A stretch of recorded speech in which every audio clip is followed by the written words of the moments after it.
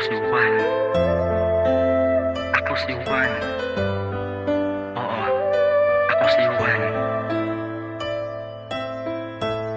R. Collins. Mahal kong Pilipinas.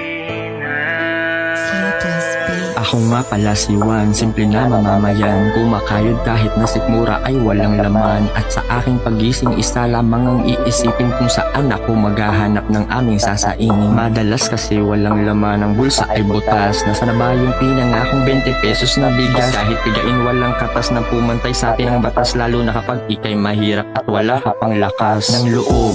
Dahil alam mong walang makikinig sa iyong adhikain na umangat na sa banig. Tulad ng dati, ultimo piso makakabili ng palamig. Ngayon wala na, kaya naman sana ay marinig. Lang nakaupo na halos di malapitan ng lamok. Nakatira sa malaking bahay na pili lang pwedeng pumatok. Pasensya na po kung wala akong masuot na barong. Baka maranasan ko lang yan pag ako'y nasa kabaong. Isa panaginip ay hindi pa ako nakasuot nun. Ang tanong ko lang tungkol sa mga pangako sa amin noon. May pag-asa pa kaya na ito ay matupad o nakaka-imposible na parang tao na lumilipad? Bakit ba hindi nyo kaya na maging tapat sa ating bansang nahihirapan na sapagkat tinan kami na lahat pati mga kayamanan masaya? Baka yung kapwa nyo na Pinoy nahihirapan. Ako nga pala si Juan, isang simpleng mamamayan. Pasensya na kung ikaw ay isa sa mga tinamaan. Nasaan na ang pangako mo nung ika'y tumatakbo? Nakamit mo na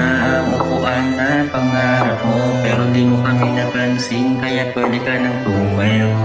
Sa pagkaupo sa hinangan mo na trono, kailan kaya makakaranas ng pagbabago? Pinas nung unay pinagtanggol ng Pilipino para palayain ka sa mga mananakop, pero di para dayain ka ng mga nasa pwesto na puros mapansamantala. Kumandidato binoto tapos ganun naman pala. Kung alam ko lang hindi na sana ibinoto ka. Mula mababa hanggang presidente niloloko ka. Tapos lahat mga pangako nila ay napako. Ngayon nasabi sa sarili ko, tanga-tanga ko. Bakit ka pa binoto? Kahirapan ang dinanas. Kailan kaya makakaahon ng Pilipinas? Patuloy na yumayaman ng mayayaman. Patuloy na naghihirap ang mahirap. Uulitin ko pala, ako nga pala si Juan. Ang mensahe kong ito ay boses ng mamamayan. Ako nga pala si Juan, isang simpleng mamamayan.